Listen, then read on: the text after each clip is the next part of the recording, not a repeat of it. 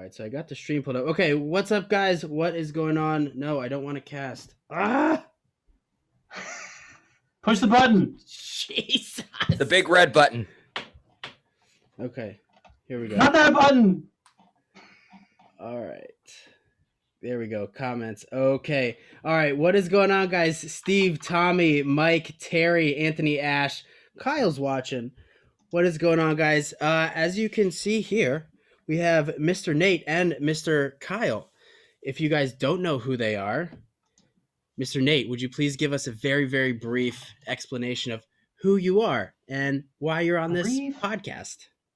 So I'm the guy that has run SWBcrawler.com since the day it was started like 15 years ago and slowly turned into a YouTuber as the world demanded it.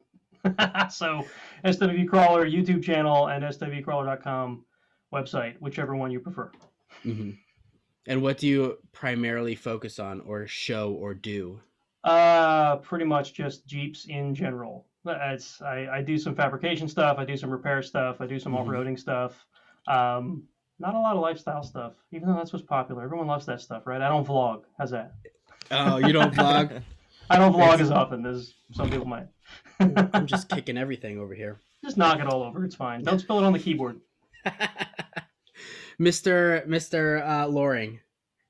So I am the bearded Jeeper. I have a beard and I like Jeeps and I make YouTube videos. And you do the lifestyle stuff.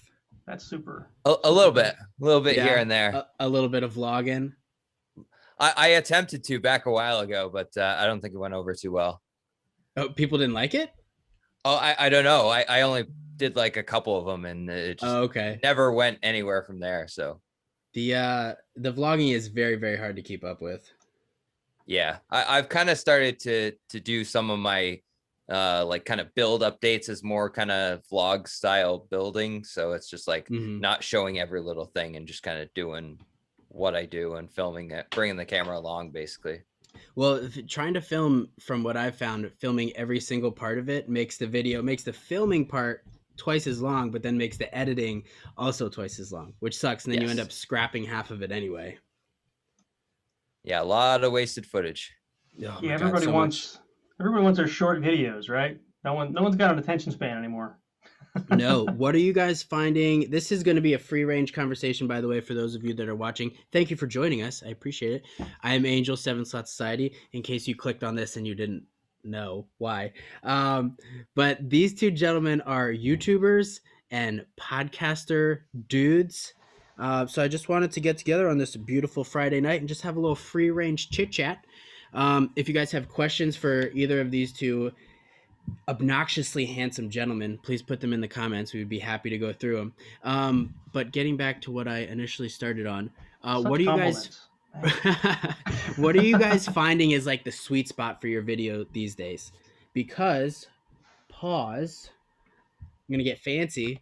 We're going to switch over here. SWB Crawler is just under 3K. If you're not subscribed, go ahead and do that. And then we have Mr.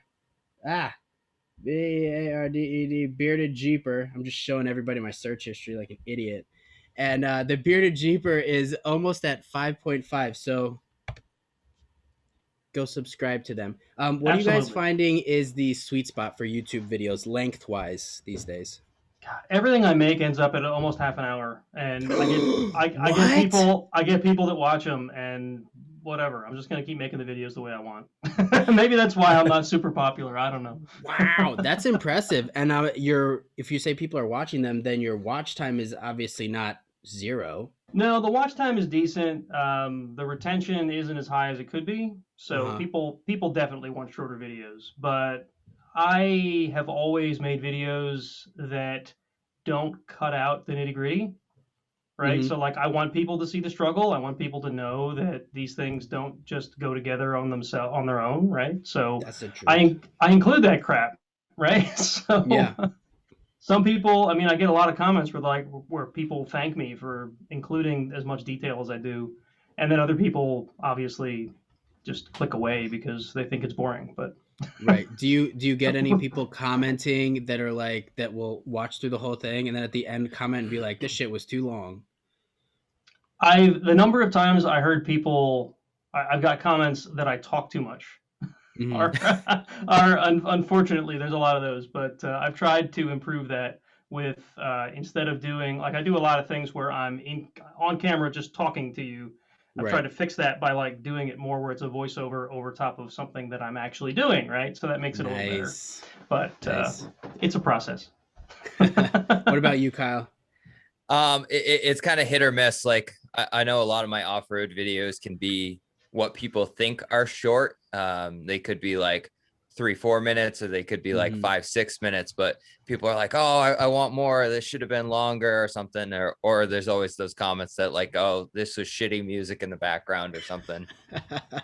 But people rag on music so much. So hung up. Fernando, what's going on? Scott Harrington, Dennis, Kyle, this is one of your boys. I don't know how to say his fucking last name.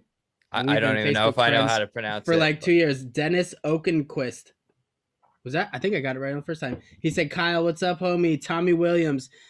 Kyle. Tommy asks, how's your XJ coming along? We're going to get into that. Stop getting ahead of me. Slow your roll. Slow your roll, Tommy. I have a vlog dropping tomorrow with Tommy's buggy build in it. So you should definitely check it out. Gonna be watching it with my morning coffee. We were just shitting on him the whole day. It was terrific. So you're finding videos at like the 5-6 minute ish.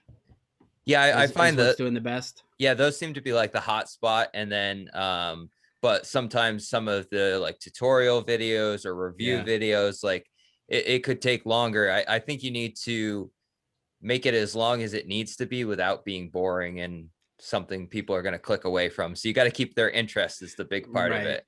Yeah, I'm laughing because that's so vague. It needs to be as long as it should be.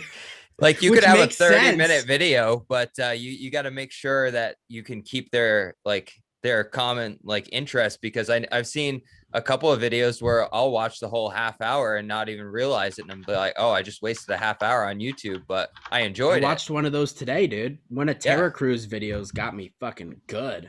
I clicked on it and it was like 32 minutes long. I'm like, I'm not watching that whole fucking thing. 32 minutes later, I was like, oh shit, I need to go to work. that other Nate who happens to YouTube a bit, maybe you've heard of him. He always makes really long videos too. I think they're really long anyway. They're like 20 to 30 minutes. Dirt Lifestyle. Yes. You're blanking, like what? It's been a long day, and cheers, fellas. This is my first drink here. Aha. Delicious. Yes. So I first heard about that guy. I talked about this maybe with you, Kyle. Yeah, I think we talked briefly. Yeah, I first heard about him through Bleep and Jeep. And then he disappeared, and then he popped up as something else with like a ton of fucking subscribers. So I just started getting into his stuff. I like his style. Yeah, he makes some good stuff. And yeah, he really does. That's like, but what I was saying, right? He makes longer videos, and it's the same deal where I'll sit down to watch his stuff, and before you know, it's like, boy, I wish that was longer. You know? And so all of a sudden you're at the end, and it's like, but how did he do that? I want to know more about that. Maybe that's something he can offer, and he does Patreon, right? He does. Maybe that's something he can offer, like private. Yeah, right. I'll live stream with you. I'll FaceTime with you and show you what I did. Yeah, extended cut. Right. Yeah, right. Okay, so let's get into Jeeps. I always tend to nerd out on like tech and YouTube and social media and shit, even though this is a off-road page. So Nate, what do you have? What's in your stable? So currently we've got 2 Jeeps, and I say we because one of them is my wife's, and that one's not going to get crazy built. I promise. You promised her? No, yeah. So that's a 2014 JKU, because like we got to move the kids around, and her mother's sick, right? So she's taking her to hospital visits and stuff. So that's one of the reasons we can't make it crazy, at least not yet. Yeah. That in my garage is too short. The thing barely fits in my garage. So, so that's one rig. But the one that's usually featured on the channel is my 2005 Wrangler Unlimited, which still isn't crazy built, but that's the thing I'm building, right? So it's not extremely tall yet, again, because of the garage problems. But I'm wheeling it on a budget, and I'm constantly surprising people with the stuff, the things I take it through. So yeah.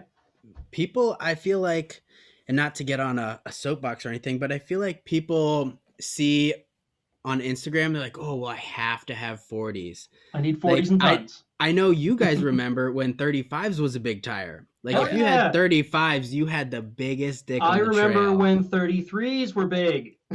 Yes. That It's was, like- I came in like just as that was going away. Yeah. Yeah. Yeah. It's people like, oh, I need tons. I need a set of crate fusion axles. Shut the fuck up, dude. Well, I mean, part of that, right, is a lot of people are wheeling J-cakes now, and they're so freaking heavy, right? Yeah. So if you just wheel them on the stock drivetrain and you put 37s on them, you're going to start breaking crap. So you need. Too bad none of them wheel hard enough to break anything. I don't know what you're talking about. I never break anything. Right, you never break anything, like right down the middle, snapped axle tubes and all. Right. That was on 35s though, and now I have 37s on it again, and haven't broke anything yet. Knock on wood. Have you actually wheeled it though? Other than that day we went out? Yeah. Oh yeah, Well, you guys had a little love date. Yeah, right. All the way back. Tell me about that. Tell me about that. I'm gonna be real with you guys for a second here. I haven't watched that video yet. That's terrible. I'm sorry. There's tacos. I know, and that's why I was like, oh shit, I gotta watch that, and I got distracted, and now it's been however long since you. I don't think that the tacos made it in my video. Did they make it in your video? Yeah, they made it in the very end. Okay, good. you guys cut out the best part. Yeah. Well, so all right, October, right? So this all started because Kyle had a Dana 30 high pinion, or I thought was a high pinion, and we talked about like, man, I would love to put that in the front of the LJ because the LJ has a low pinion 30, right. The high pinion 30 is supposed to be a little stronger. I'm like, but man, you're in New Hampshire. How the hell am I going to get it? And then we just started talking, and he's like, why don't you just come up here? I'm like, well, there's a pandemic. Have you heard? and so yeah, one thing led to another, and it turns out that I don't think we even talked about the axle again. We just planned a trip. Yeah, that was basically it. It happens that October is also my anniversary with my wife, so it just worked out, right? So the weekend of my anniversary, we drove my Jeep all the way to New Hampshire from Pennsylvania, like, I don't know, 8-hour drive or something. The whole way up, my wife's terrified it's not going to get us there or get us home because it's giving me engine codes and it's not running right. And it's like all kinds of crazy crap. We get to New Hampshire. Literally the first day we're there, Kyle has to take me to the auto parts store to replace a sensor on the 4.0, right? That still didn't fix the problem, right? So, but then Kyle shows me a couple of trails in New Hampshire, and then we're just basically there for the weekend. So the next day, my wife and I go to a little resort that we found, and we spend our anniversary there. And then, that was the trip, right? Nice. So yeah, that, long story condensed. In a video that you should all go watch on YouTube. Yeah, it was a good time. Oh yeah. Next time we'll hit the hard trail. Yes, right. I want to see that. Buddy says, Angel, I was repping the dumpster shirt in Disney. Probably not the best place to wear the dumpster shirt, buddy, but I appreciate you. Matt Napier says, speaking about tires, he prefers 28 by 1050s. He's got, if you don't know, he's got one of those drag racing Willies. Yeah, go fast. Okay. Oh, I know people like that, but I always feel like, I don't know, pained.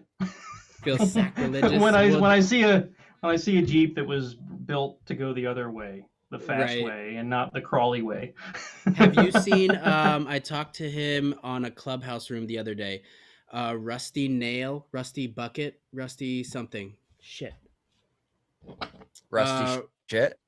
No, Rusty something. That sounds Overland, terrible. I think. That sounds painful. But he got an old Willys and he's making it into an EV. Ooh. His name is CJ. Why am I blanking on this right now? Holy shit, I'm so stupid. I'll have to find it later. So Kyle. Yes, sir. Tell me about this XJ, dude. I know we talked about it on our last podcast. What's the fucking holdup, dude? It's going slow. It's cold, and my garage is half frozen still. Always. You need to come up with a better excuse. You can't get one of those propane torpedo heaters? I did, and that froze to the ground. Shut the fuck up. Not only that, man. Have you seen his garage? There's no room for it in there. You can't fit the Jeep and the heater. That's true. Yeah, like literally we had a nice day, so all the snow was starting to melt and it like puddles in a low spot in front of my garage, and then it kind of seeps in there, and then it freezes when it gets cold, so then all my tools are frozen to the ground, and then I have to lay in icy cold mess. Kyle? You could pick up your tools. Well, I'm lazy and it's fucking cold. ridiculous. Like, I'm a piece of shit, but I put all my tools away. I would if I could feel my fingers after I'm done. Oh, wow. You live in Massachusetts or Vermont.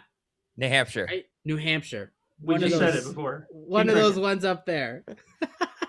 One of those northern places, the colonial stuff. Yeah, it's cold. Super cold ones. Oh, Tommy in for the win. Tommy Williams, thank you. Rusty Lid. He just bought a 1940. I don't know how old it is, but he's swapping it over to electric. Brand new YouTube channel. Oh yeah, that is interesting. Yeah, I think I was subscriber number 8, so when he blows up, I'm gonna have that going for me, which is nice. I was here before you got big. How very hipster of you. Exactly, right? Oh man. Okay, so Mr. Nate, what's next? What's next for your Jeep? Actually, let's go to your YouTube channel real quick. Hang on. And I'm gonna pull your page up. I almost feel bad about the screen about my recent content because it's been mostly like product reviews and stuff. Yes. I've never seen myself as a product review channel, but life's been crazy the past couple months. Like I mentioned before, my mother-in-law is sick and my wife's been having some health issues. Nothing too serious on her end, but my mother-in-law is literally fighting cancer, and my wife's trying to do her best to be there for her, make sure she gets the visits and whatever. So that means that a lot of the kid duties fall to me, plus, full-time job, all that stuff. So I've just been getting content out there to just sort of make sure that the channel stays alive, because I certainly don't want it to fall off the planet. And sometimes quick, easy stuff is someone reached out to me and said, can you test this product? And, I do it, I put it out there, that way there's content. But what I really want to do more of once I have the time again is get heavier into fabrication. And I've just recently picked up a bunch of steel to build a bumper for that JK I just talked about. So that's going to be upcoming hopefully soon. It really depends on how much time I can get into the garage. But that'll be hopefully soon. Good. Yeah, I saw you were testing out a bender. You're working on your welds. Yep. I did have a question I want to ask both you and Kyle about the people reaching out to you for reviews. I don't know if you saw, but Kate Atkinson reshared a video that I made like 3 years ago about 3 reasons why you're not getting sponsored, and it kind of got me back in the mindset of it. And then Bleep and Jeep commented and was like, well, I should make a video on that. And I was like, fuck yes, I would love to watch that also, be on my podcast. There you go. Shameless plug. But I kind of wanted to talk about, for the people that are watching, like what actually goes into when you get sent free stuff for review, like for advertising purposes. Because nobody's ever reached out to me and be like, hey, let me send you some free shit. That's not true. It happened one time. It was for one of those subscription boxes. But you guys get sent like actual things, like useful things. So how does that play out? Do you guys have like contracts written out, or is it kind of like handshake email deal? Do you want to start, Kyle? I've been talking a lot. All right, I'll start out. I know you have some viewpoints. Well, I've had kind of both. With some, I've had like an NDA kind of contract where I'm not supposed to say what's going on and stuff. And then others, it's just like, hey, will you review this product? We'll send it for free. And sure, send it over and I'll take a look at it. And but like, people don't realize it's not just about getting free product. You want to provide value to the company that you're getting the product, because they're taking a chance with you and giving you the free product. And it's not free to them. They still have to pay to manufacture it and ship it and take their time. So like the least you can do is make something like a quality video or a bunch of posts or something about it. And a lot of times, like, you're talking about like a winch or something, like one little post about it isn't really going to offset the cost that they sent you a winch. Exactly. So how much stuff do you actually decline to take? So I actually have an interesting story to go into with that one, and this Yeah, this actually just absolutely. recently happened to me. A company reached out to me. They're apparently known more in the racing space. They're called max speeding rods. Um, they do like performance coilovers, like racing coilovers, not off-road coilovers, Okay. and that's really their big thing. But they reached out to me because they're getting into the performance chips world, and they saw I had a channel that dealt with Jeeps, and they, I guess, recently designed a chip for the Jeep 2.0. And they reached out to me and said, "Do you want to test one of our performance chips?" I'm like, "Well, maybe. What do you got?" Maybe. And then they asked me what I had and all that, and turned out that I don't have anything that works with their performance chips. So they basically said, "Well, we still want to work with you, so go to our website and see what's there that you might want to review and let us know." Oh, no So I shit. picked a couple things out. One of them was a tailgate table, right? I figured for the JK, right? I'm like, Right. it was inexpensive on their site. It's a great starter piece, whatever. It doesn't look like I'm asking for some ridiculously expensive products, Yeah. just to sort of get it out of them. So that's what we agreed on, and they sent me the table. And when I got it and opened it, it was a blatant ripoff of Terraflex, their table. Yikes. It even included instructions from it was just like a photocopy. It even had Dennis Wood in the pictures. Shut up. Right? No way. So I wrote them back and I said, I can't review this. I cannot put this on my channel. If I review this tailgate table and anyone realizes that it's a ripoff of Terraflex, I'm gonna look bad. You're gonna look bad. It's not good. And they were like, get roasted. They were almost appalled, right, that I accused them of this. And then the person I was dealing with, which was just like some social media manager or something, right? Yeah. She gets back to me and she goes, "I'm sorry, we actually don't manufacture that. It's just one of these cases where they resell on their website, Right. to get into that particular market, right? So they want to sell stuff for Jeeps, so they have some third party they sell stuff through." Yeah. And I was like, "Well, maybe you don't want to sell this anymore."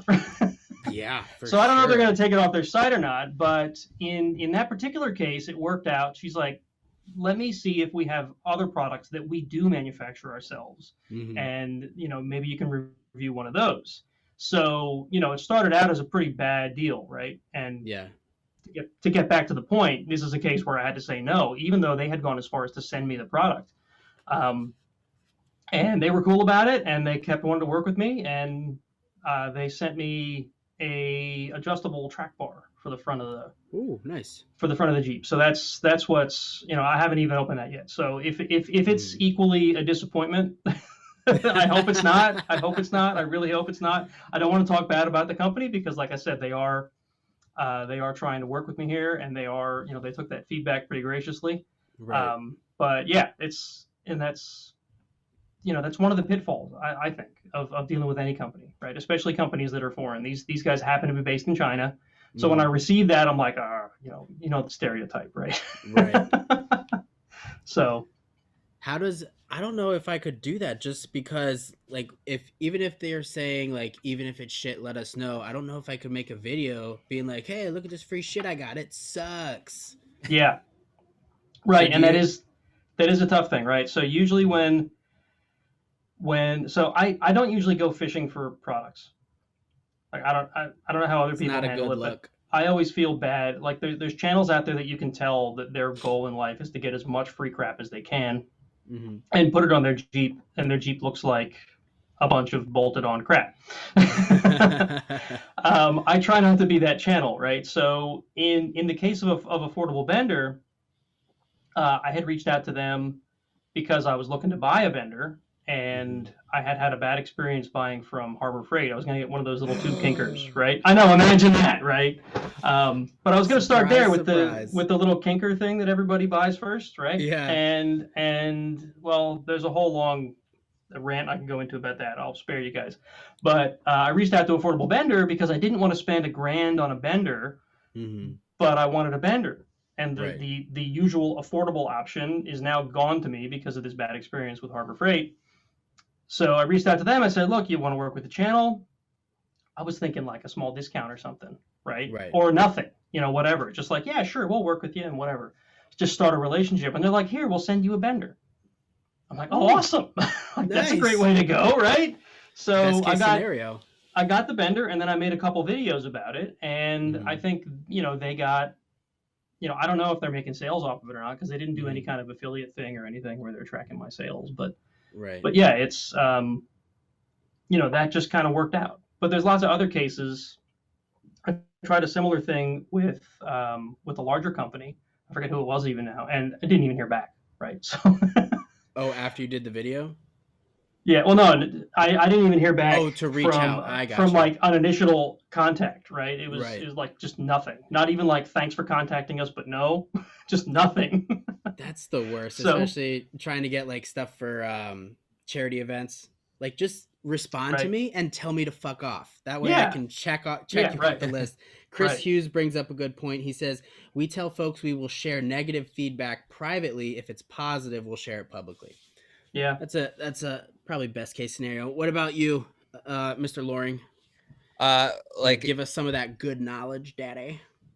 As far as like the like sharing negative like feedback, like I think you should do it, but not like it's like a slippery slope, because if you do a completely negative video, people are just gonna be like, oh, why'd you make a video just bashing the product? Like, why would you even make the video? But at another point, you really want to let people know if it's a crappy product, or you don't want someone to turn around and buy that product based off of your recommendation and it be like a shitty product.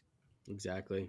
I mean, personally, I think it comes down to integrity, right? So, and the way your channel looks, right? If every time you do a product review, it's positive, everything you review is positive, people are going to think you're just a yes man. They're going to think that you, every time you get something free, you talk about it, you call it great just because you got the free stuff, right? And I don't, if you review something in a way that is like truly critical, like you're actually like, these are the good things, these are the bad things, make your own choice, right? I just think that works out better. And, maybe some companies don't like it when you do that, but I can't lie to people. You know what I mean? Exactly. Yeah. You have not I shouldn't say a moral obligation. That makes it sound way more serious than it is, but you should, you feel a certain way about portraying something in front of however many people are watching those videos. Right. Hey, Anthony Ash, I don't know what the fuck is wrong with your phone, but all of the comments are just filled up with Anthony Ash is watching, Anthony Ash is. What is wrong with you, dude? Jesus. He's watching it hard. He's watching it super hard. He's probably at work, fucking off. So let's talk about something that has come up recently for me. What is your guys' choice of tire? Ready, go. Choice of tire. I usually buy whatever's cheap. There you go. Man after my own heart. There you go. No, I've got. What are you guys running currently? Currently on the LJ, I have Dick CPEC. What are they called? Open Extreme Countries, right? And they've been performing really well. I like them. And on the JK, we just bought some Duratrax, the Goodyear Duratrax. Yes. Which were super popular a couple years ago, and they're a great all-around daily driver / weekend wheeler tire. So, I heard great and terrific things about them. Those were really popular when I was working at the shop. That would be 2015-ish. Yeah, that's about when they hit the market, and everyone loved them.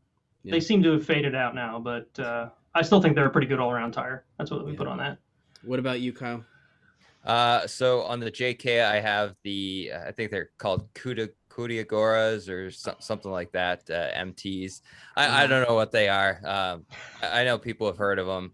They're really cheap for a single tire on Amazon shipped to your door is $200 for a 37. So holy shit. I didn't think that was too bad. Yeah. Because I got a used set of 4 a while back, and then 2 of them were kind of spanked. So I bought 2 more for $400 shipped to my door. So I couldn't complain there. Can't be mad about that. Yeah. What's and on then the extra? The XJ is going to get the 40-inch Nitto trail grapplers. The XJ currently doesn't have axles, right? So you can't say what's on the XJ. It's a hover Jeep. What will be on the XJ? One day. One day. My ratty undershirt is showing. I apologize. I was not ready for this. I was going to take a shower and put on fresh clothes. Well, it's a good thing we can't smell you then. I don't think I smell bad. I just feel funky, you know? Okay. I think my deodorant's still good. Those Dick C-Pecs I bought because they were one of the cheapest I could find that weren't like super cheap when I was looking for tires for the LJ. And I'm going to be in the market for tires probably in the next year or so. So I'll be doing the same routine again. What's cheap but not too cheap? Right. What are your guys' thoughts on Milestar tires? The Batagonias, as they call them. I'll tell you right now, I am planning on buying a set to run on my YJ. Everybody's talking so much shit. I haven't seen them in person, right? Mm-hmm. I know, there's a certain YouTube channel that loves them, and I mean they put them through hell, and they've seemed to be doing okay for them until they got to the East Coast. Did you notice that? I don't think I know which channel you're talking about, but yes. Oh, I don't think I'm subscribed to that one. Oh, okay. So they came out to AOAA, which is like in my backyard here. Right. And they were on trails I've been on, trails I've seen. I haven't wheeled them because my Jeep isn't built enough for the black trails there. But I've seen people go through them, and they had traction problems everywhere. Everywhere they went, all you saw was spinning tires, right? And I don't know if it's the way they wheel, if it's because they're not used to mud and rock and not just rock like they're used to out on the west side of the country. Right. But those tires did not do well at that park. Mm-hmm. Yeah, I've heard several people. I've heard several people comment saying that they're not good in like the mud, like East Coast kind of terrain, but they're really good out west. They have tons of traction and stuff, but you get on some of the slippery rocks we have here and they just turn into garbage. Yeah, that's why I want to do a little testing. Chris Hughes says let all the air out and any tire works great. There you go. There you go. That's a good way to thrash a tire. But yeah, I've been mainly hearing people are not super amped on the East Coast. There was oh my god, I can't remember their name. I'm so bad with names. There's somebody up your way, Kyle, like Connecticut, Vermont area up north where it's always cold. Yeah. Where they said they had a set and they were not super happy with them in the snow. So I don't know. We'll find out. I mean, every tire depends on where you're wheeling, right? Yeah. These Dick C-Pecs have surprised the hell out of me in East Coast terrain. I mean, I've had them on the Jeep for like 3-4 years now, and most of that's been trail because for a long time that Jeep, I had a different vehicle I was driving to work, and now I work from home, so they don't get a lot of street miles. Yeah. And they have held up so well. I have beat the hell out of them in the rocks. They get all kinds of like sidewall damage and everything, and they're still holding air. I've only had to unseat one of them on the trail to pull a stick out of the bead, and then I reseated it, and off I went. No shit. Yeah. They are, I mean, they're like an unsung hero tire, if you ask me. Yeah. No one's talking about them, but they work super well for at least out of 33. That's what I'm right. on. And they're working pretty damn well. I think the last set of Dick C-Pecs I had were the big 44-inch balloon tires. They're like this fucking wide. I forget the name of them. It was some sand tire I had as rollers for my LJ project that died in a field somewhere. You had an LJ? I had no idea. I did. I had everything for it. That's a long story. So how often do you go wheeling? I don't think I've been wheeling since like October, November. I think it was November last time I got out. I went up to New Hampshire, wheeled with Kyle. I got out one weekend in November, I think, with the local group here, and then I haven't wheeled since because everything's been going on. Before that, I was getting out several times a month because I also guide for. There's a local company here called Offroad Consulting. He does monthly trail rides and he does instruction and he does like with them. Yeah.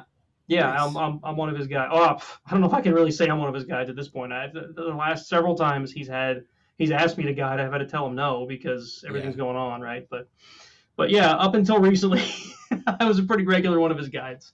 Yeah, I've met them a couple times through the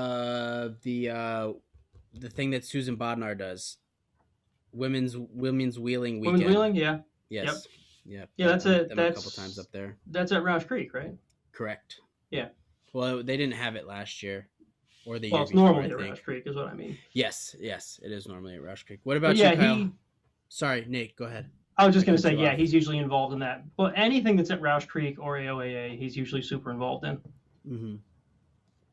So as far as wheeling, I don't think I've been wheeling since like October, November either. I've just been busy. Work's been crazy. Been working 50 or more hours every week and trying to rope that in with everything else. And now I got to get my Jeep inspected because I don't daily drive it anymore. Everybody cringes when they hear that word. Yes.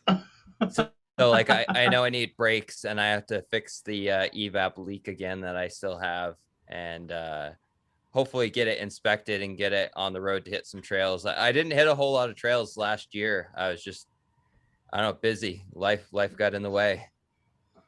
Busy with life. Isn't that how it always goes? Are they super crazy shame, up right? there with inspections? Because I'll be honest with you, I haven't had an inspection sticker on my car since February of last year.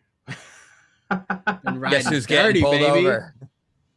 I've passed so many police officers in the past like month or so. I'm like, today's the day. Like all my other paperwork's good. I just got the windshield replaced and never went to get a new inspection sticker. Yeah, in New Hampshire, they're pretty strict. Yeah, they're pretty strict with it here in PA too, and they're tough to pass. I mean, that's what I've heard. You guys have door laws that are crazy. Yep. In PA, to get an off-road Jeep inspected, you have to know a guy. Like, you have to have a mechanic. You have to have the guy that will inspect. I don't want to say anything, although those guys exist. But you need that guy that'll do just good enough of a job that your vehicle's not going to swerve off the road and your brakes are going to fail, but not care about whether your flares cover the tires or whether your bumper is too high off the ground, because there are laws for all that shit here in PA. Yep, they're willing to do the job of being safe, but also overlook the stupid fucking government regulations that shouldn't be in place in the beginning. Chris, go ahead. I was just gonna say, in PA, our flares, so like the flare on a Jeep, can only be 3 inches wide, and it has to cover your tire. So JKs, if you follow that, JKs are illegal when they roll off the lot, but they make an exception for that because they came that way.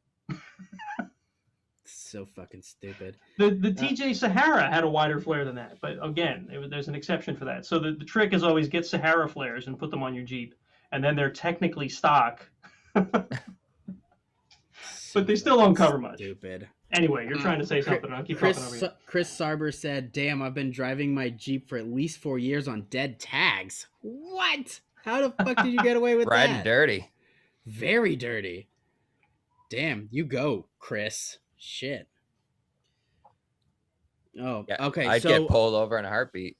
Yeah, mine's in the garage more than not at this point, so I could probably get away with it, but... Why do you pull it in the garage? I was watching one of your videos today trying to prepare for this, and you were like, okay, so I have to end the video because... Oh, it was about the stuff you put on the oil stain. Oh, You're like, yeah, I got to end this video because I got to pull the Jeep in, and I was like...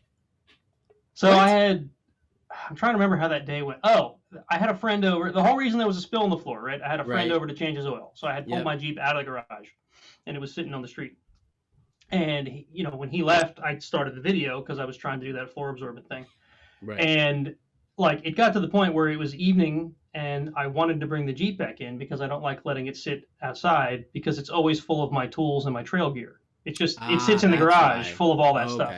So either I would have had to pull all that stuff out so I'd feel comfortable about the Jeep sitting outside, or just pull the Jeep in the garage. So it's a lot easier to pull the Jeep in the garage. If shit, I haven't been able to pull a vehicle in my garage since I moved into this house 5 years ago. Yeah, I mean it's not like I live in a super high crime area, but I have had stuff stolen out of vehicles, so I try to make sure that I don't keep, especially soft top vehicles that are hard to lock. Yeah. I just own guns. So do I. Hear someone when it happens rifling at 3 a.m. when it happens at 2 a.m. when I'm asleep, it doesn't help that I own guns. Right. Chris says he has Pennsylvania tags and lives in Maryland. That makes sense. That's how I got away with having that TJ with no flares on it, because I had California tags in Maryland. Smart, or in Virginia. Yeah, it's funny, right? Shit. California's road inspection laws seem, from my perspective anyway, they seem so lax. But yet every time you talk to anybody about laws in California, they're like, "Oh, it's so strict over here." I don't know. I see a lot of stuff driving in California that would not last 4 seconds on the East Coast. Right. So I don't know what their deal is. New Mexico and Arizona, they just don't give a shit about anything. Have you seen what Weston drives on the street? That huge fucking white truck. Oh, I have seen that. Ridiculous. I don't think I have. It's so big that he can pull his buggy on the back of it. It's absolutely insane. So when we're not locked down, what events do you guys usually go to? Like, do you have an event circuit? You do a lot of guiding. Yeah, Nate, I don't get to go to a bunch. I don't get to nearly enough events, at least not as a just a participant in the event. I guide for a local Jeep Jamboree, which is, believe it or not, they hold that event twice per year, which is one of the few where they have two of the same Jamboree in the same year. But like, I'm just a few hours away from where they host Bantam every year, and I've never been. And I really want to get there. Yeah, I've never been there. Damn, you're like 3 hours closer than me. Yeah, right. It's like I don't know. I just don't. I don't go out to events. I don't know why. Not your thing. What about you, Kyle? I've been trying to hit more.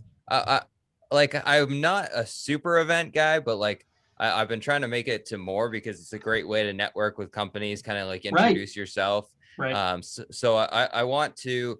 I've been going to Crawling for Cops at Roush Creek quite a bit. I was going to go this year, but the whole quarantine thing, and they're like, oh, if you travel, then you have to take 2 weeks off of work. And I'm like, no, it's not worth it. Cause I'll take a week off and then have to take 2 more weeks off once I get back. It's just kind of a pain. But now that I have the truck, I'm hoping to get a trailer so I can actually tow my rig and go further away than, cause I've driven my Jeep all the way to like Pennsylvania, Bantam and stuff, but, it's kind of sketchy being like a 10-hour drive to Bantam and trying to drive back and hope you didn't break anything. Yep. I like that low-key flex, my truck, your Ford Raptor.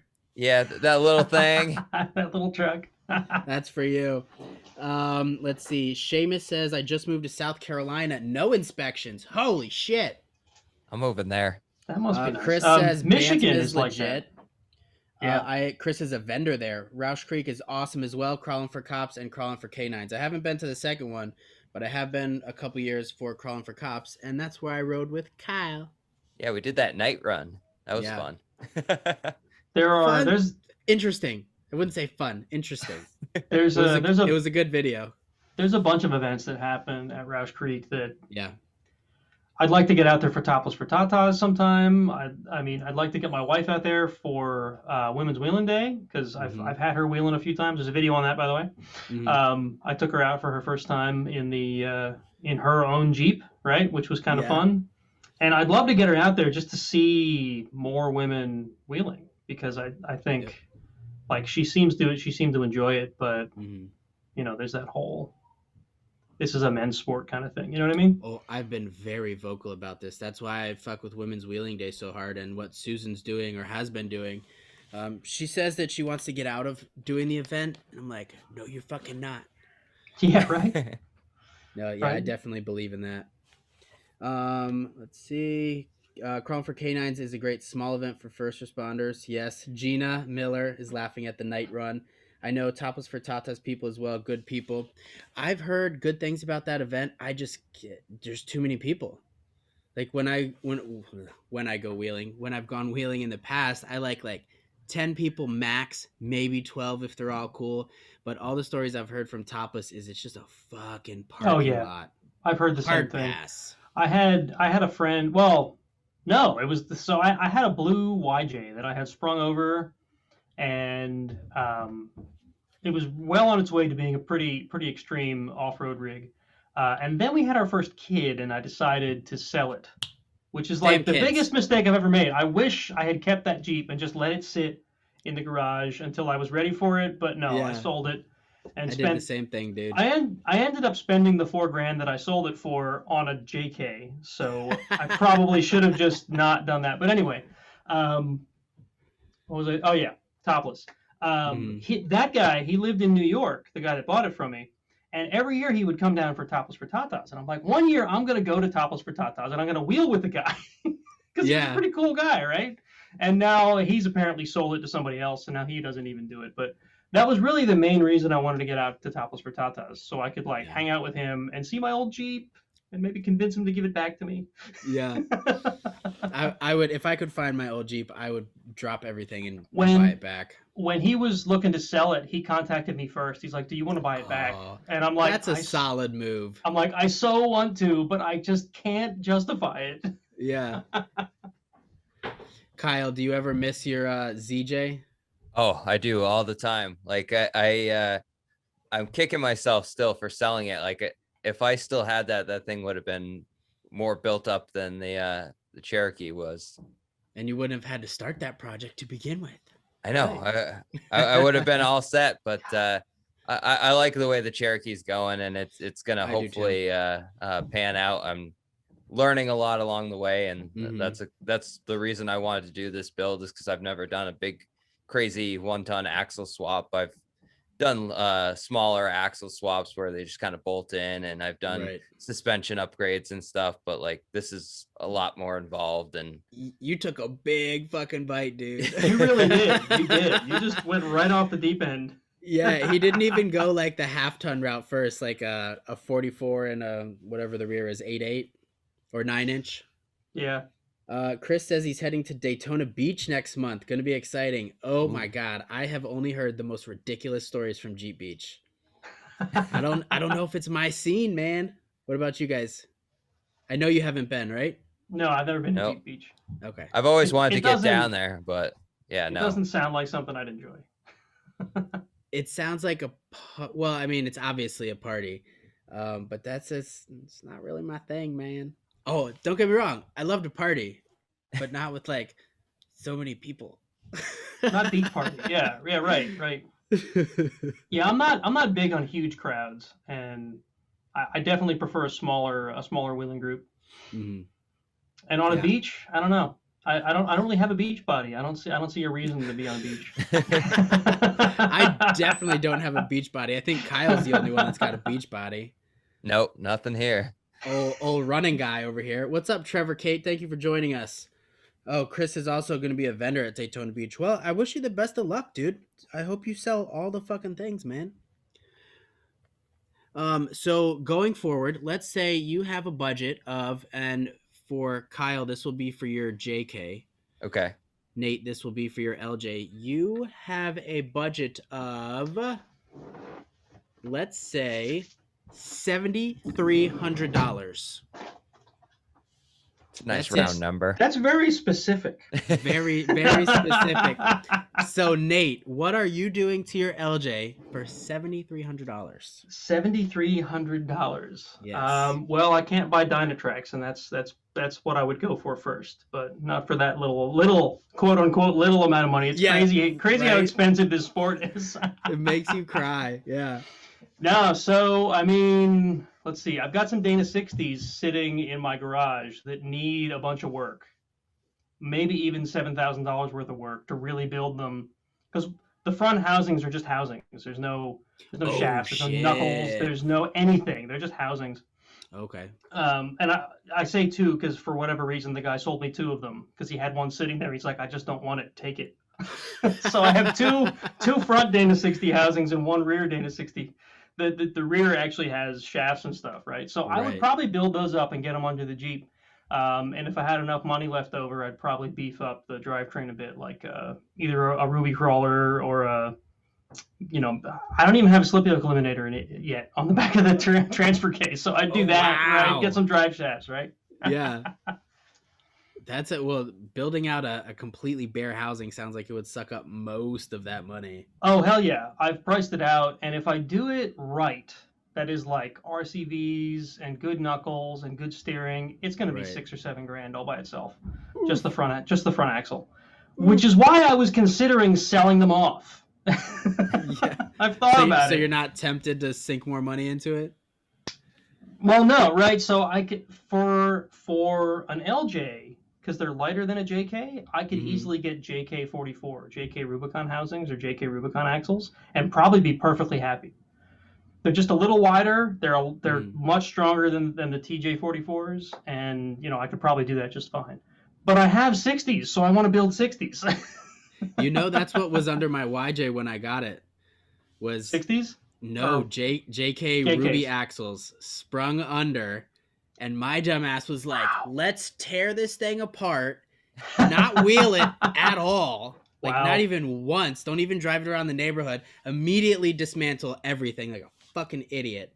Anyway, I'm still mad at myself about that. Aaron Hicks says, one of these years we'll get you to KOH as a spectator.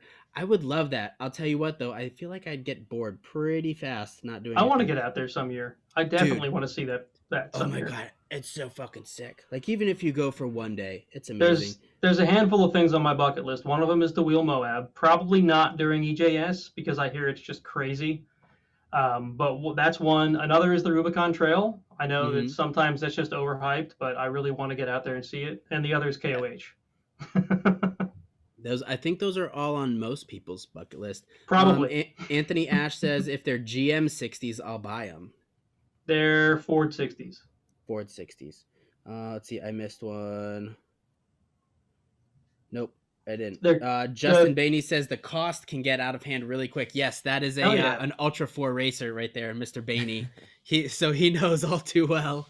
Yeah, the front housings are Kingpin.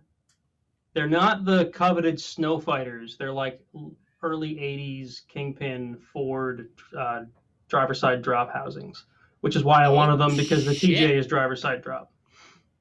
Damn, son. I just assumed, maybe it was wrong of me, I just assumed they were ball joint stuff. No, Kingpins. Nice. Got a nice little chunk of money sitting in your garage there. And the reason I have them is I bought all three for $200. Oh, fuck off. Right? Are you kidding me? Right? But again, two empty housings and a rear that probably needs to be completely overhauled. But still, $200. That's $200, right? I'm like, whatever. I'll drive the hour with the trailer behind the JK and go pick them up. I would have done it too, dude. I don't blame you. Mr. Loring, $7,300 for the JK, not for your crawler. Okay. I think I would have to go long arms. Definitely upgrade, at least in the front, if I can afford it. The rear, depending on how I did it, if I bought the links and stuff and did it my own, or bought a kit or whatever. Rough stuff, baby. Not sponsored. Rough stuff. Just because I've wheeled the crap out of this Jeep, and I've wheeled it basically on stock suspension, more or less, other than like the upgraded coils and shocks, and like the steering and track bar, of course. But they're like all the control arms are still stock, and the front drive shaft is new, but the rear drive shaft still the stock one. So not a whole lot of like suspension upgrades. So long arms would be nice, and then maybe switch out that front Dana 30 for a Rubicon 44, and then I could have a locker in the front for once. That'd be nice. I have never wheeled with a locker. No, that's not true. The Dookie scooter had one, but I didn't have that for very long. Yeah, I feel like you guys don't understand the gaps in my wheeling history here. It's a fucking shame. Yeah, you gotta get going on that Jeep and wheel it. Lockers must be nice. Must be nice.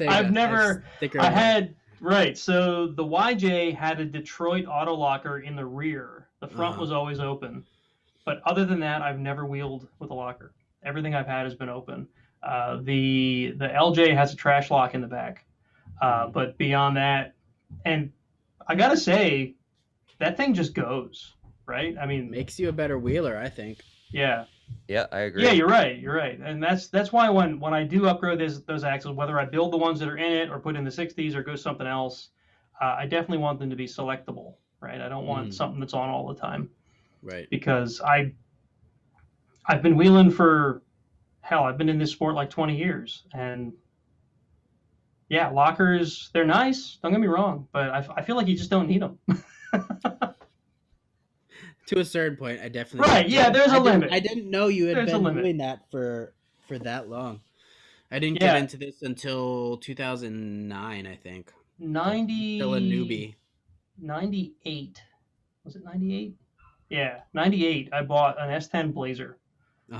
And I owned it for 2 years, and I started wheeling in that, and it's just been downhill since then. After I realized the limitations of that little Blazer, it was an 89 Blazer, which those things, if anybody's ever seen it, they were still the boxy style that were basically based off the full-sized square-bodied Chevys.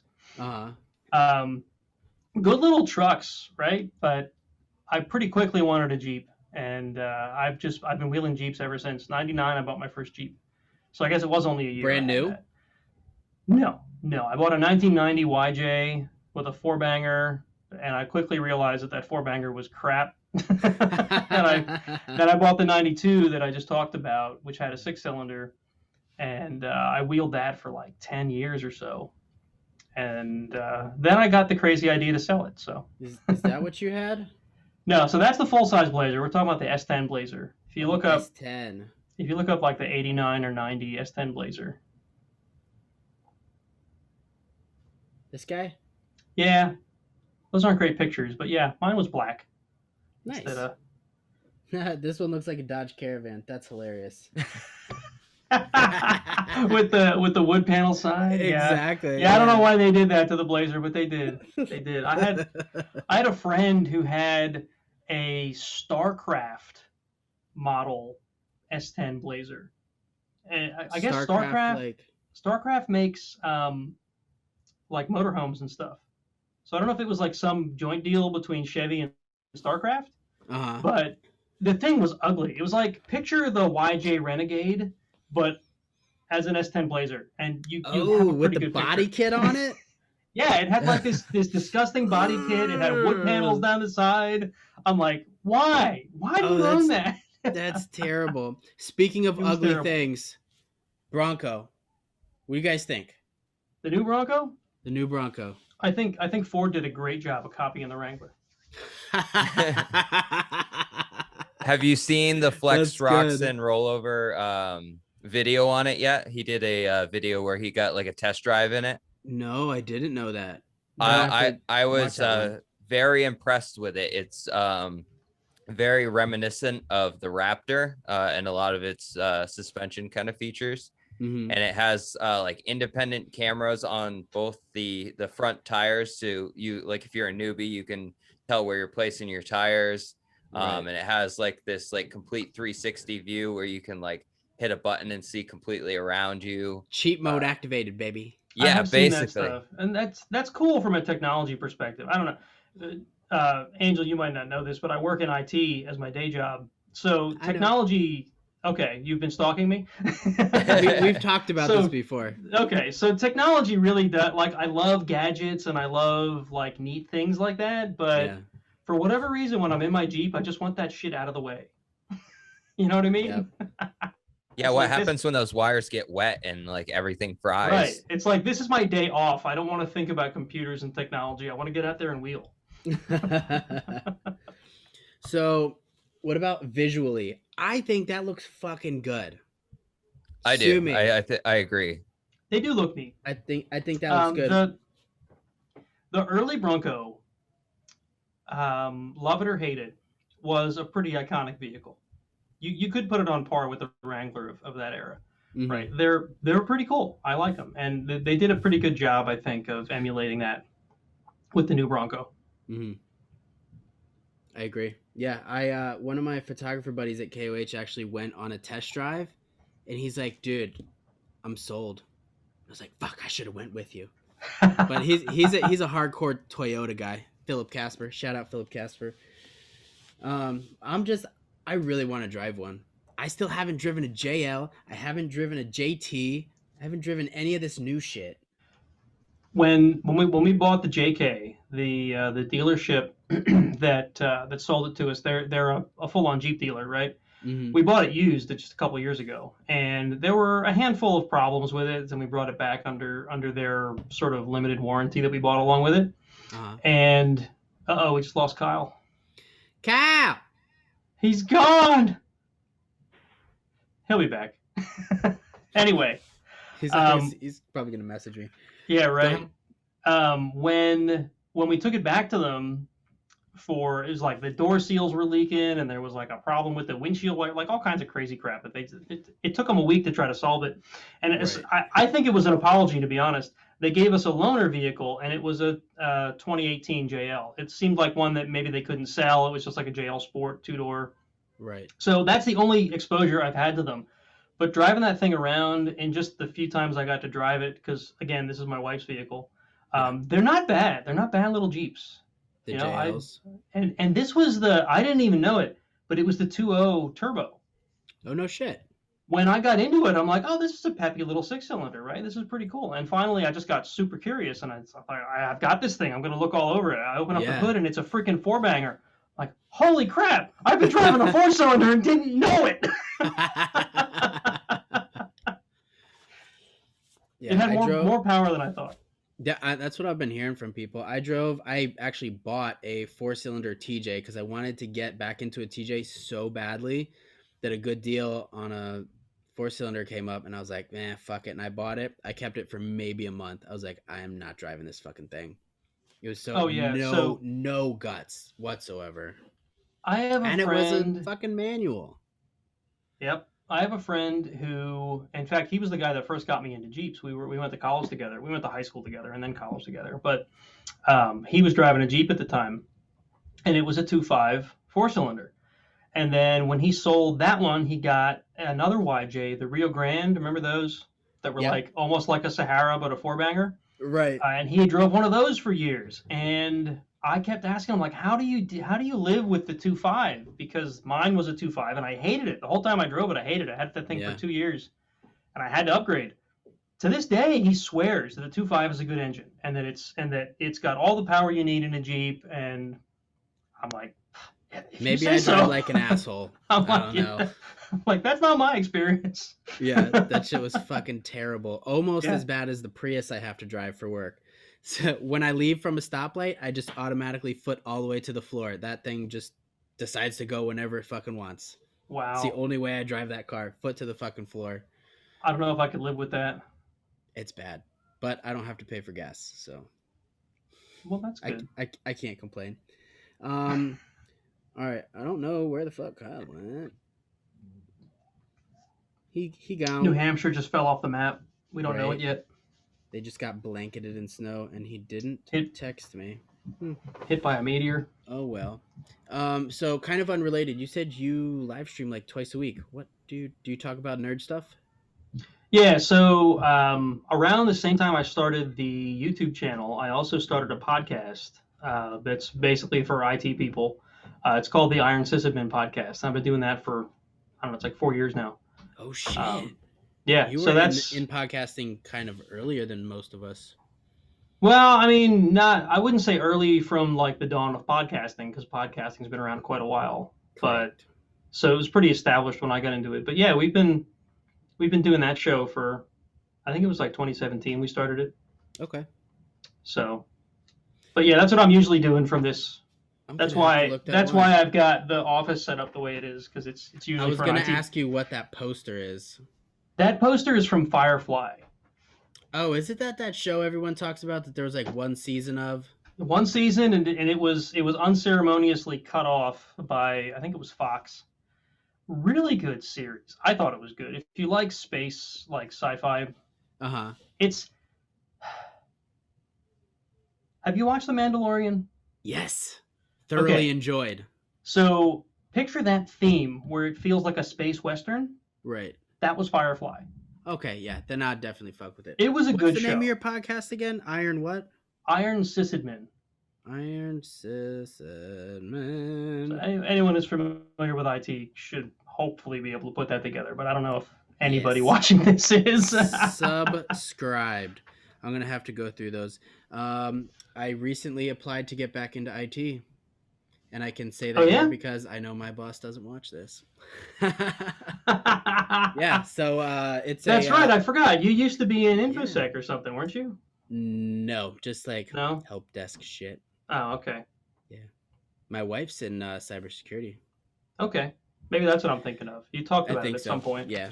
She makes all the big bucks. But that's neither here nor there. So I might have even less time for Jeep shit if I get this job because it's a local government position. And they are required to support the EMS and police on like swing schedules of 24 hours on call. So that should be fun. I mean, look, like everybody complains about their day job, right? But I got to say that what I do now for a living, I get paid decent. It's enough to feed the family and have enough money left over to pay off some debts and kind of have enough money to start building a Jeep. It would be a lot, I think, for me to just like turn away from it. Even if someone offered me some gig, like, making videos of off-roading or something all day long. Right. It's like, it would be hard to turn around. I mean, I've been in it since I graduated high school, right? So it's been like a lifelong career for me. So it'd be tough. Yeah. Yeah, it's really the only thing I've known in my professional career. But I got out of it because I had a amazing opportunity to pursue something that I loved. Turns out things that you love don't make you a ton of money. Surprise, right. So that's exactly my point, right? Like if someone came up to me and said, "Here, we'll give you $60,000 a year to go film yourself driving around the woods," I'd have to tell them no, right? Because it's like, you're making that much money. I'll take that. That sounds like a ton of fun, but I've spent 20 years getting to where I am, and I'm not leaving it. Yeah. Too much accumulated knowledge and skills at this point, which is not a bad thing. Find your craft. All right, man. Well, do you have anything else you want to talk about? Anything that's pressing on your mind? Anything that's going on in the Jeep community? Like we didn't even touch on Instagram or Facebook or anything. I'd love to know how King of the Hammers was this year, since you were there. King of the Hammers this year was different than last year, just with the whole mask thing and the swabbing thing, which I understand. It's amazing that event did not get shut down. I bought my plane tickets. I made all my travel arrangements fully prepared to get there, and them to be like, "Sorry, dude, you gotta leave. It's shut down." But what Dave Cole and his team did, fucking insane. So kudos to him. He jumped through all the hoops. I think that was one of the only large events in California that actually went off without a hitch. The first couple days, I was amazed that it happened. Yeah, for sure. The first couple days, there were rumors going around that there were people from newspapers taking pictures of people with no masks on, and and then they asked us, if you're taking photos on course during a race or qualifying, wear your fucking mask. So most of the people running it or working there were wearing masks.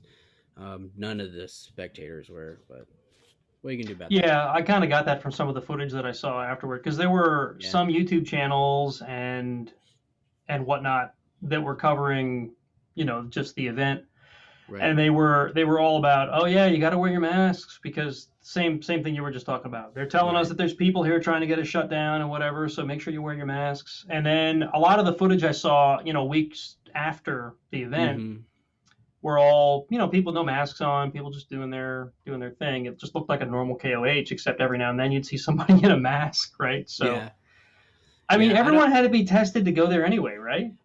To get into Hammertown, yes. For the dispersed camping, like to be on the lake bed, you didn't have to. But if you wanted to enter the gates, where the pits and the vendors are, you had to be tested. So right. So I mean, theoretically, you should be in a place where there's no infected people anyway, right? So yeah, and that's what most of them. I overheard them talking about, like, why would I fucking wear a mask? I had to get tested to be in here. Whatever, dude. That's not my fucking job. I'm not the guy that runs around like, you need to put a mask on. Yeah, right. I got enough of my own stuff to worry about. Yeah, exactly. I worry about my fucking self. But other than that, it was good. Almost got run over by one of the Gomez brothers during the trophy truck race, which was fucking sweet. Look, that would be a great way to go, don't you think? It'd be a good story. God, yes. Oh, for sure. But so, like, we're shooting up to a hill. We are well off the course. Like, I had no issue, and the course marshals were right next to us in their little UTV. I was completely safe with where I was standing. They come over this fucking crest, and I've seen, I don't know why, them for some reason, the Gomez brothers, for some reason, every time I've been, somebody goes off course in some way. This time it was right at me, but they're fucking trophy trucks. So like, what do you try and like juke them? Like, what do you do? I'm like, I'm just gonna stand here. I'm gonna hope that they see me. Exactly. Well, I have my vest on, and I'm like, they're driving. Maybe they can pick which way they want to go instead of me be like, oh shit, oh shit, oh shit. Right. So I just stood there. Obviously, I didn't get fucking hit, but I have the video clip. You can see with the raw audio, you can hear him coming over, and everybody's like, "Oh, get the fuck out of the way!" I'm gonna have to post that. It was like, I forgot about that until right now. My buddies were like, great. "Oh shit, that was badass!" And then we all looked at the course marshals, and we're like, "You saw us, right? Like we were well off the course, and they got way too close." But overall, it was a good year. It's a good story. Can't really complain. So you're on the media crew then for yes. KOH. Yeah. Like well, I always see you like. Sorry, go ahead. Kyle messaged me. He said, "I lost you guys. Internet is doing something strange." Okay, maybe it's aliens.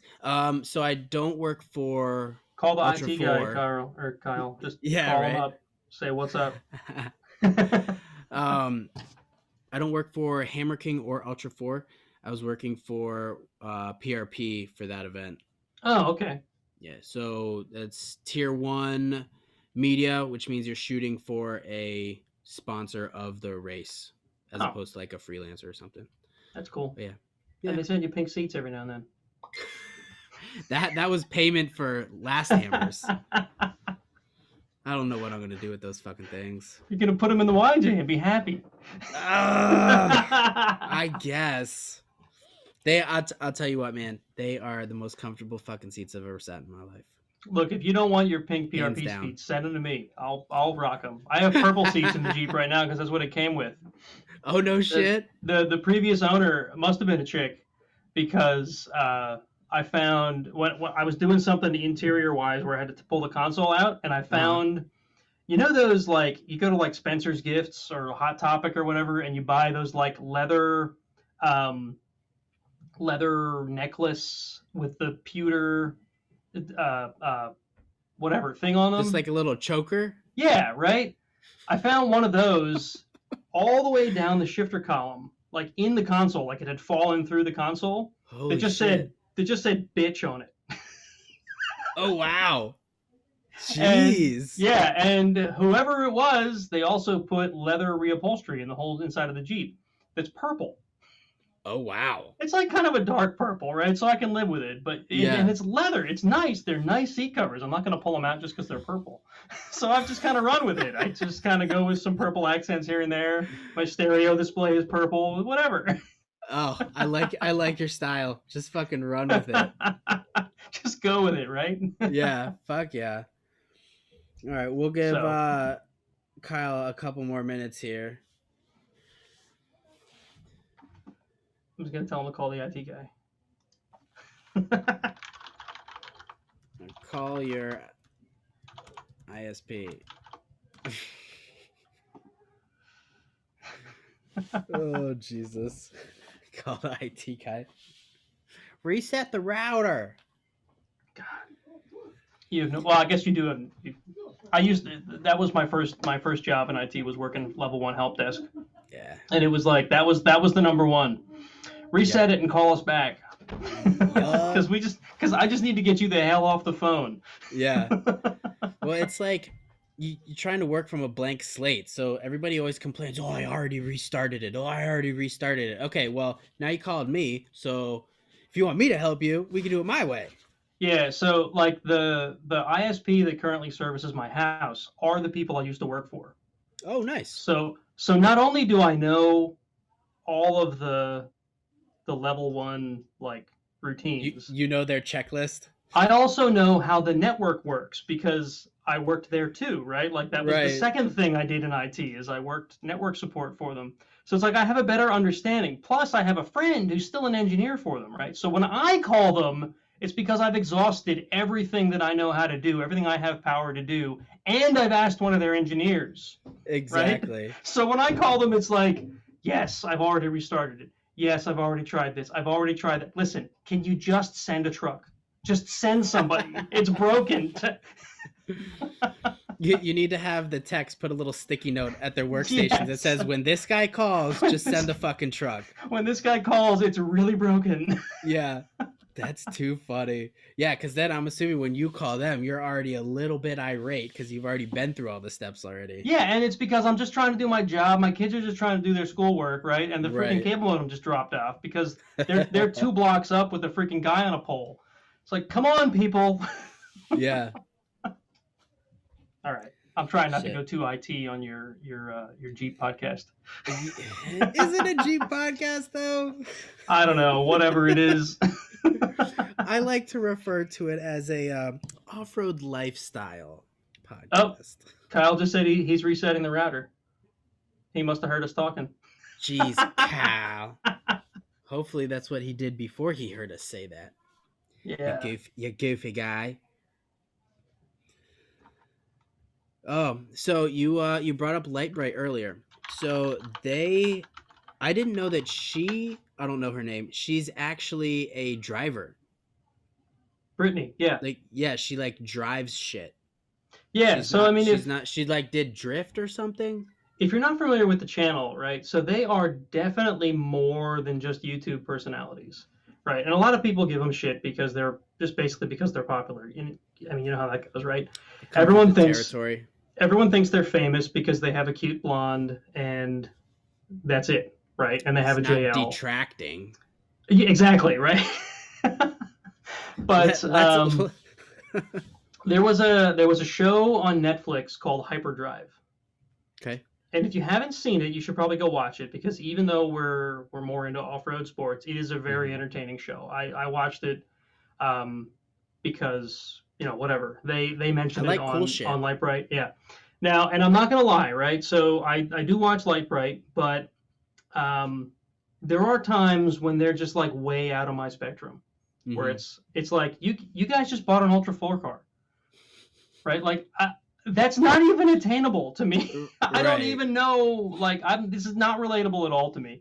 Right. But there's other things they do that is. But one of the things that they did is they were contestants on Hyperdrive. And Hyperdrive was a drift competition.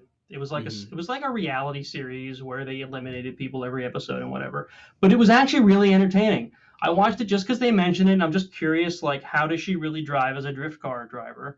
Right. And, I mean, she did pretty well. She hung into the competition for quite a bit.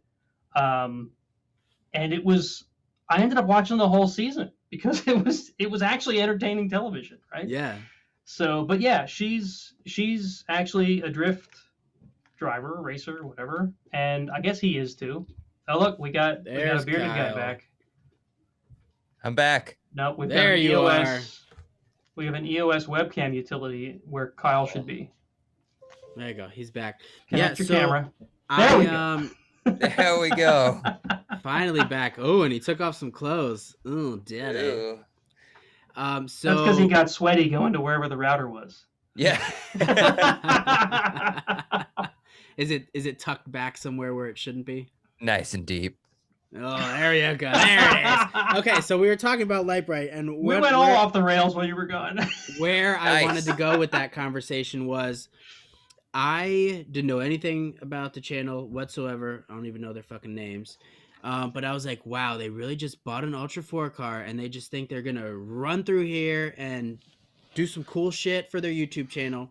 I was very surprised and honestly impressed that they finished that race. Yeah, that gave me a level of respect for them for sure. They are, like I said, several of their videos are very unrelatable and they're difficult for me to watch because they're not I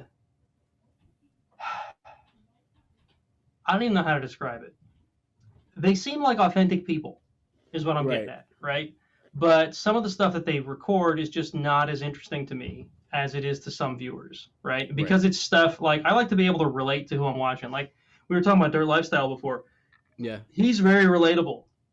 Like I can see myself doing everything he's doing on his channel because like he brings it to that level, right? He's just a guy in his garage doing stuff. He just happens to have a lot more experience doing it than I do. Right. Lightbright just, I don't know if they have a mountain of money somewhere or if they're just doing that well with the YouTube thing that they make enough money to be able to just go out and buy an Ultra 4 car, right? Maybe they're just really smart financially. I don't know. But anyway, some of that just gets really unrelatable to me. So it's sometimes I fall out of watching their stuff.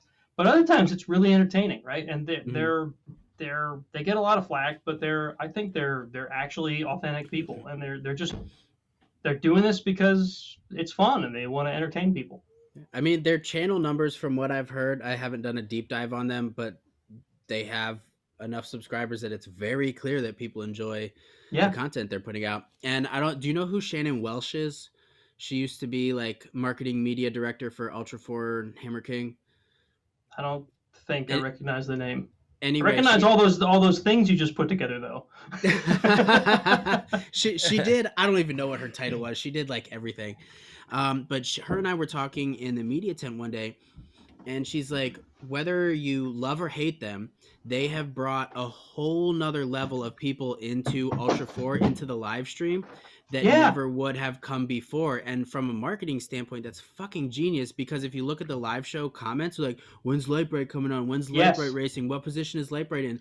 That's a whole nother section of like dads in their 40s that watch that channel that never would have known what Ultra 4 is. Yes. And Shannon's like, that's just fucking smart. I was in the live chat for most of the week because I'm one of those folks who will stream Ultra 4 or King of the Hammers for like the whole week it's on. I'll be sitting here working, and up on the TV that's behind my monitor right here, I'll have King of the Hammers on. Yeah, that's what I did for a lot of years. The whole sorry, I'm hitting my mic. The whole week was full of when are they qualifying? When are they qualifying? When are they qualifying? Yep. And then after they qualifying, it's when are they racing? When are they racing? When are they racing? Yeah. Like people that had no idea of what Ultra 4 was, or what King of the Hammers was, or what the schedule is like, or how to find the schedule. We're just showing up in the chat because that's all they knew. They just knew. It's on the same website you're watching the live stream on, idiot. Yeah, right. Well, that's the thing, though, right? So you can just go right to YouTube and you can watch the live stream. And I think that's what these people were doing. They didn't have any idea of like any of the structure of the race. And I did my best to try to help people because I've been watching it for years, right? And it's the same thing I do every year when people show up and don't know what's going on. But it was overwhelming. There were that many. A ton of people showed up. And then the people that just wanted to hate on Lightbright showed up. And it's a bad look, man. They were an even bigger problem, right? Because I don't know if you guys know that. Well, Kyle, I know you know this because I've talked to you about it, but Lightbright gets a ton of hate from certain groups of off-roaders because they have a pretty blonde. And they will throw all kinds of terrible insults her way. And those started showing up in the live stream chat. And that was when I drew a line and started reporting people. Because, like, I don't care. You don't like their channel, that's fine. You can say you don't like their channel. But when you start throwing, like, flat-out offensive insults at them, and I don't just mean like, oh, you're ugly, I mean like terrible insults at them, that's when like that's the line you shouldn't be crossing, right? And that started happening in the live chat. That's not how adults should behave. You can say whatever you want. You can say whatever you want in your garage, that's fine. I'm not gonna hate you for that, but you know, it's in public, man. Yeah, right. And I don't want to sound like I'm some kind of prude, right? But there's a line. I got you. No, I think there's a line we shouldn't cross, and that was some of them crossed the line. Yeah, there's stuff I'll say like if we were sitting here that I wouldn't say here, and that's just because I'm very vulgar and anti-influencer, but there has to be a line somewhere. So yeah, my reverb. I'm not going to say that I'm somebody like. else? What's that? Sorry. No, that was my kids upstairs. Sorry. I thought I heard something in my headphones. They're actually being very quiet. That's surprising. If you ever watch one of my videos and you hear, that's the kids running, because my garage is in the basement underneath the house. That's my kids running through the hallway or in the living room or something. I'm right below the living room right now. Kyle, did you get to watch any of the live stream? You can't have your phone at work, can you? I can have it at work, but like the amount of times I get to check it are like very little. Like I can respond to like texts and stuff pretty easily, but I can't just like hold it sitting there watching stuff. So right, didn't really get a chance to watch much of it. Did you watch any of it at home? Very little. Like I get home at like 3:30 or something, or even 2:30 if I get out a little earlier, and then it's like relax a little bit, cook dinner, and go to bed because I have to be up for 5. I have to be to work at 5 every day, so I don't get to stay up late on a school night. And you run and you run like 26 miles in the morning before you go to work. Yeah, I haven't been running as much. I've been because it's been negative 30. In the my wife and I stopped running in the ridiculous cold as well. You put your ice crampons on your running shoes. And... like last year, I just stopped because I've been like weightlifting more, getting back into that, and I haven't been. Is Milestar's coming back? Yeah, maybe. Fuck maybe yeah. It is a comeback. Fuck yeah. Like that's still like cringe worthy, like that I watched that some of those old YouTube videos, and I'm just like, what was I thinking? My God, I went back and watched some of my older videos the other day, and it's like, wow, this is where like I'm very critical of all the work that I do. It's just the way I am, right? Yeah. I feel like it's not necessarily unhealthy because that means you always try to do better, right? But some of the stuff I did at the beginning, I'm like, wow, I did that. Yeah. Yeah, I keep thinking I want to make a video of like myself reacting to like one of my first videos. Dude, yes. We did that. I was thinking about that. So we recently celebrated 4 years of the podcast that Angel and I were just talking about. Yep. Kyle, you know, my IT podcast. What we did for the 4-year anniversary is I took my phone and I plugged it into the mixer and we played episode 1. Oh boy. Oh shit. And we basically talked over it just to like make fun of it or talk about it. Because, you know, IT is a space that moves really quickly, right? So stuff that happened 4 years ago is going to be crazy, right? And some of the stuff we talked about was still relevant, and some of it was just like, wow, that was a thing back then. So yeah, that would absolutely be a fun thing, I think, to just go back and criticize one of your own old videos. Oh, it would be easy to do. Shout out to Jason Salas. Thank you for your order, buddy. I appreciate that. Yes. Some of the early like GoPro shit I did, like rants with just the GoPro clipped onto the windshield. I'm like, oh Jesus, shut the fuck up. Why does this have any views on it? I did some of those at the beginning too. I called them quick casts, and none of them were quick. They were all 20 minutes. Oh Jesus. I tried to keep mine under 3 minutes. My most disliked video is a rant about the Jeep Wave. It has so many thumbs down on it. It's fucking hilarious. It's funny, you think some of your videos that are gonna do the worst and like not get a lot of views or anything, they'll fly and you'll get tons of views on it. And you're like, where did this come from? What's your most disliked video, Kyle? I don't know if I have one per se. Like my videos are generally pretty well liked. I haven't got a whole lot of negativity and hate. I don't know if that's just coming in like one shitstorm. You can sort your videos by likes, right? Yeah, I think so. Let me see. I know you're talking about like YouTube disliked. You're not talking about one that you personally dislike. No. Thumbs down. I'm gonna go here and see if I can. If you know what yours is, Nate, let us know. I have some prep work to do. Hang on. I'm doing the same thing. I'm going to Kyle's channel to find it. Videos. I'm curious now because I have no idea. It's gonna be a surprise for both of us. I'm not even sure how to sort it that way. I never look at that. I think metric. You have to go in your studio. Yeah, that's where I am. I'm looking here. Let me see here. I sorted Kyle's by most popular, and now I'm going down to the bottom. Oh, that's the way to do it. No, this is not right either. Okay, well that would probably go by watch time or something. Most popular. Engagement, maybe? Oh, There this is a just way you sorted could do by it. views. So your lowest viewed, Kyle, 134. That's a good day for me, by the My way. God. Some of my videos are lucky to get that high. Right? I have some vlogs that I put like a ton of fucking effort into. It's like 66 views. That's all you get.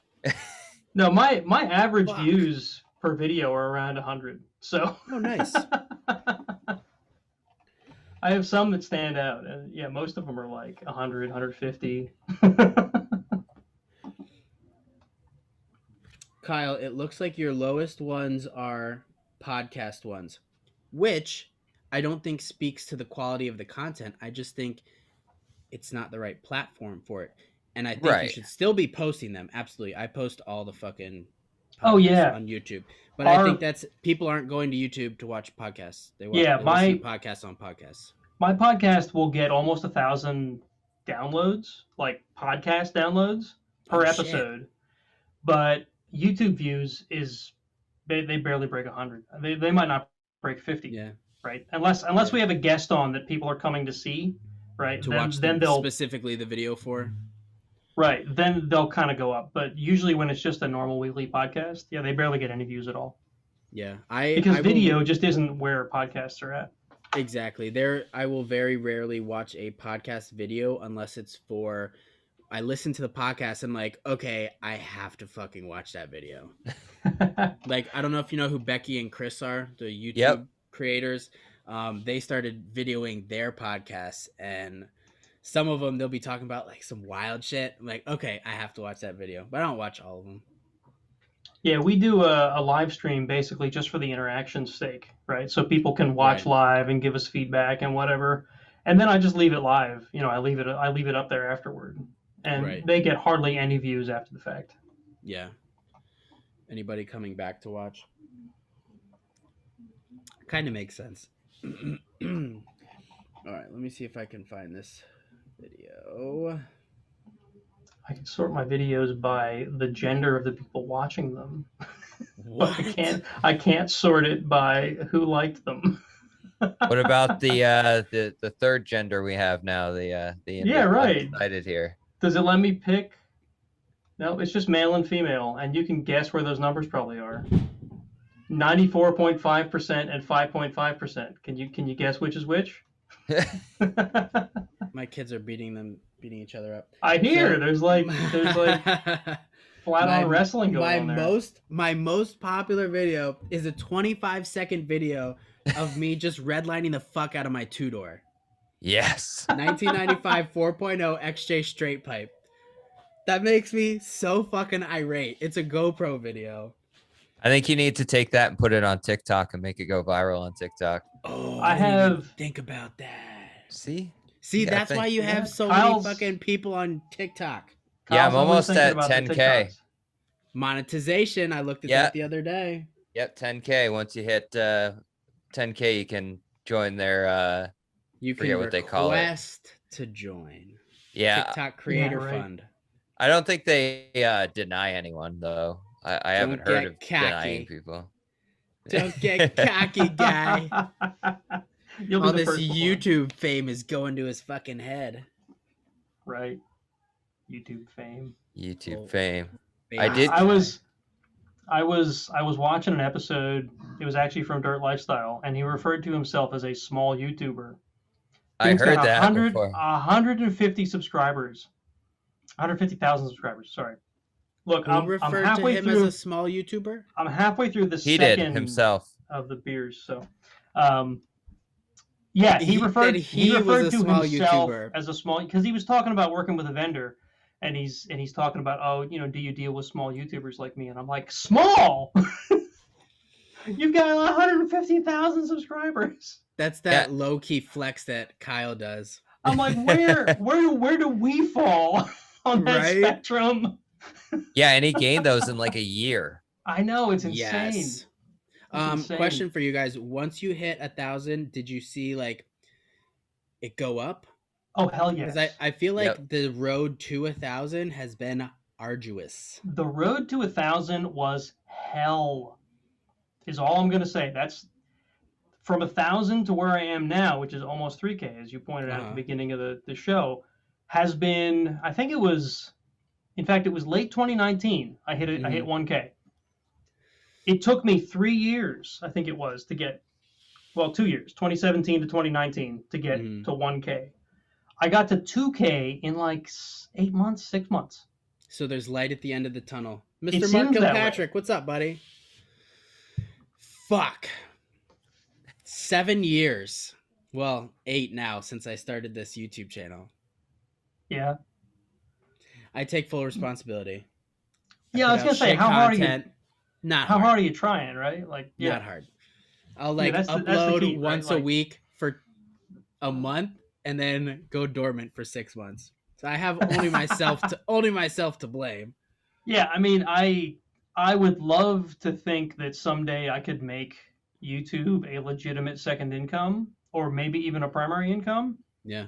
I don't put that much. Hold on. What did you do? I gotta swap a battery. Fuck. What? No! It went black. Hold on. Everything's dark. I'm scared. It's all dark. It's always dark. I've been laughing at dark humor lately. It's hilarious, but dark.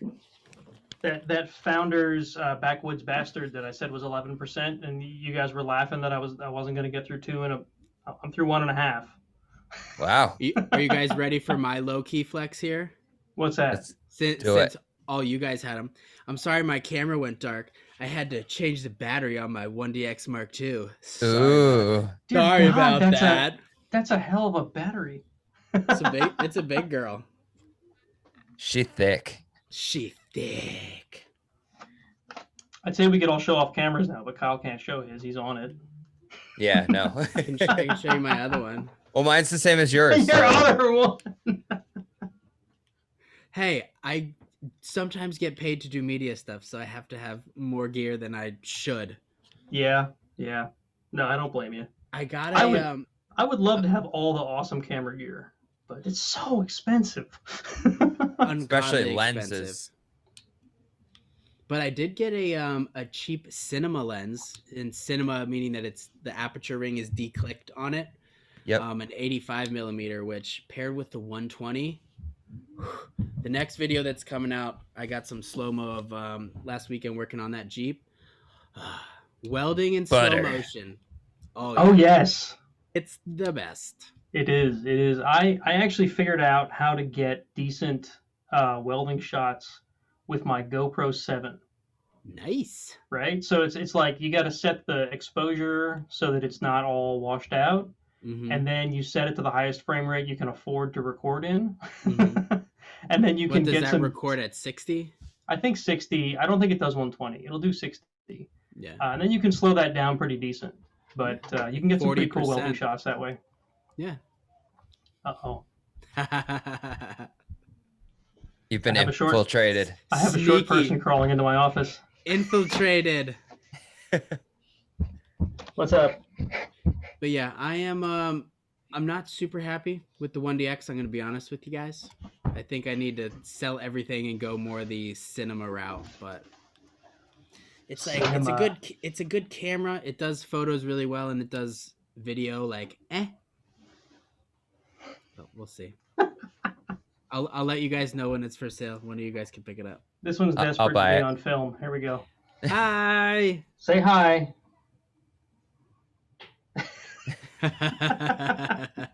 All right, what did you need? You need something? Or are you just trying to see what I'm up to? Mr. Kyle? Yes, sir. What's next on the video lineup for you? Video lineup. I was going to start to do the cross member for the Iron Rock Off-Road 3-link on the Cherokee. So that's going to be one of the next videos. Whoa, fancy. Uh-oh, now we're switching. All right. But just like, watch this. Look at all look at all this stuff I can do. It was too dark for some reason. But I gotta install that. That may Okay. wait till next week when it's warmer. May do some like product review videos or something that I have this weekend. Nice. And then I got to then I can, once I get that front cross member or the cross member for the 3-link in, then I can move the jack stands and finally start welding the rear frame stiffeners in and taking out the gas tank. And I bought a fuel cell the other day. Nice. So have all that room back there. And then I can finally start mocking up the rear axle underneath it. But I wanted to start off with a good base and get the frame strengtheners on the whole thing first. Are you going to just strap the fuel cell in the back, or are you going to sink it in? Yeah, I'm going to strap it in the back. I got the, it was the Moto built one, and it has the like little arms that come up, and they use the RCI tank, right? I think it's, I know. I think they have their own Moto built one. Okay. Because I was looking at the RCI straps and sold the RCI ones. No, this is a specific one that they made, nice. And it'll fit the stock fuel pump and everything. Oh, sweet! So you take the assembly out of the just stock drop it in. And yep. Okay. And it has a ring that clamps it, like one part from the bottom and one part from the top, and it clamps it to hold it in there. So you don't have to mess with any inline pumps or like I do. I have to wire a whole nother fucking pump system. Yeah, and then I was actually looking the other day about because I put the JK transfer case in there to have 4-to-1, but that eliminates my speedometer because in the Cherokees there's speedometers in the transfer case. Right. So a way I'm going to get away with that is I'm going to do custom gauges, and I found they have GPS gauges that tell how fast you're going by just the GPS sends a signal. You have like a little antenna on your dash. And I've said this before, you are going about this build way better than I would have. You said you removed the seat and you took the carpet out. I was like, fuck that shit. I would have just cut right through it. I found a Chuck E. Cheese token too. That's true. I wouldn't have found that if I had done it my way. So I only broke one bolt. But those floor pans, I was amazed. Anyway. I was amazed those floor pans are clean though. Yeah, they really were. A necklace like I did when I started taking out the interior.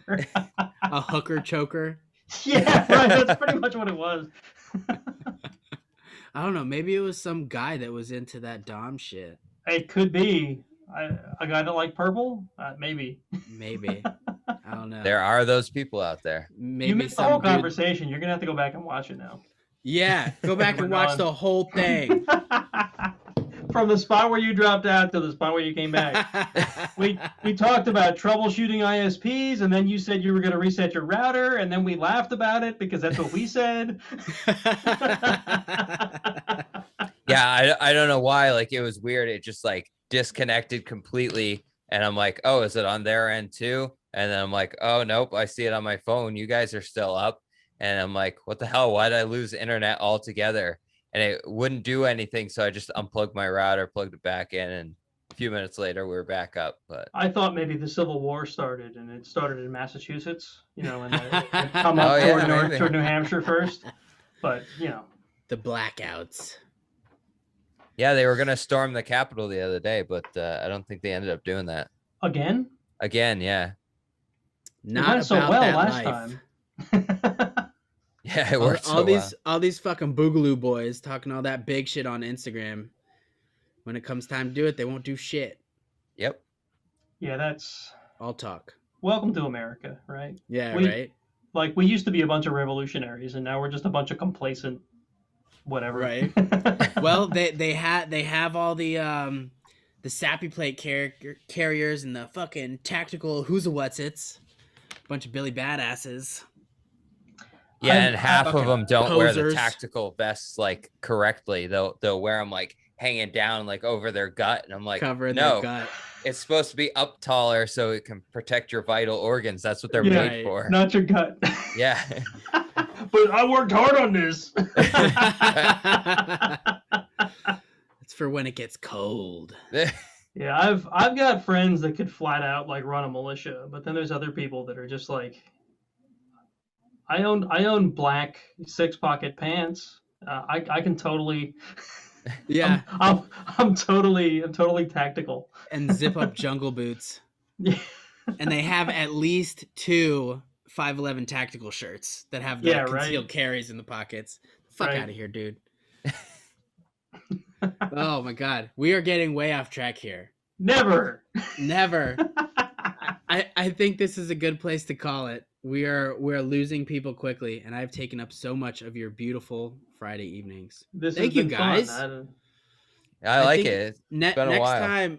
Next time I'll have a little bit more of a structure. Usually when I have time to prepare, like when I spoke with Kyle last time, I had a fucking you had itinerary. like 20 questions. It was perfect. Look, if you want to have a more prepared repeat of this, I'd definitely be game. Yeah. Yeah, maybe I'd like to have a little round table, and since I have paid for this Zoom license, I want to utilize it to the most full capacity. Okay, well, I'll help you. How much you have to pay for that Zoom license? It was like $140 for the year. That's not terrible. It's really Zoom's not horrible. Yeah, it's not bad. But I was trying to figure out a cheap way around it, and it just required like multiple computers and way too many cords, and I was like, ugh.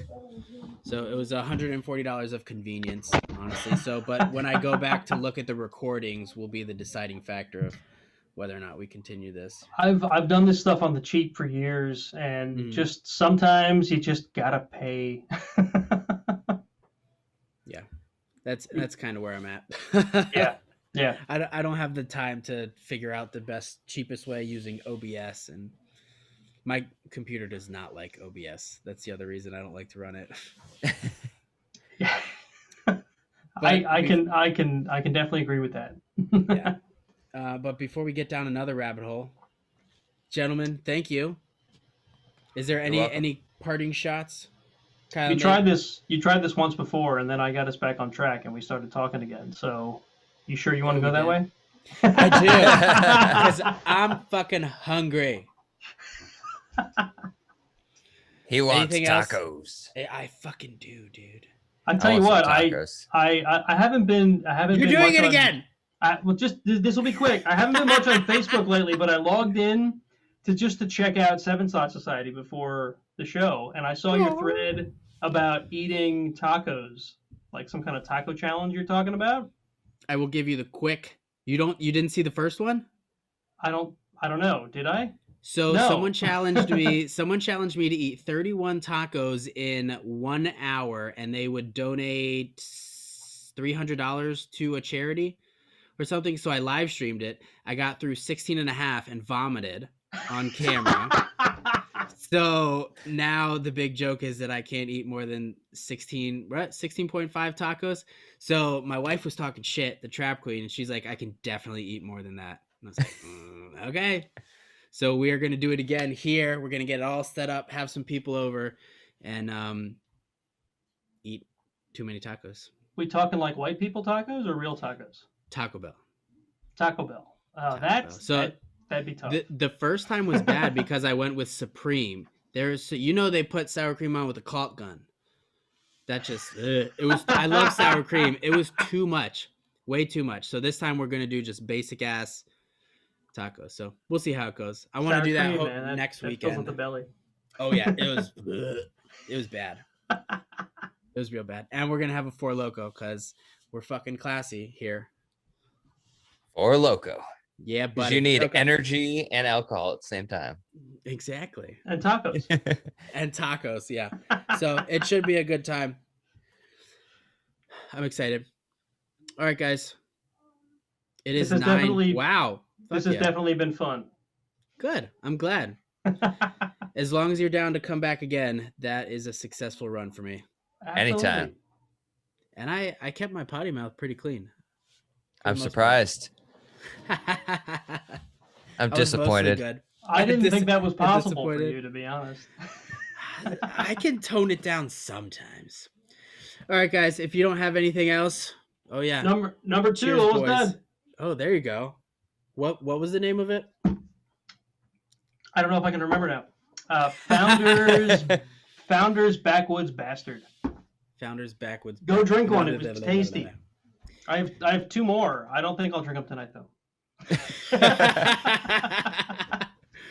All right, guys. Thank you 1,000 times. I appreciate you. Go enjoy your Friday evenings, and I will definitely be in touch about another one. Yes, yeah, man. sir. Thanks. All right, later, guys.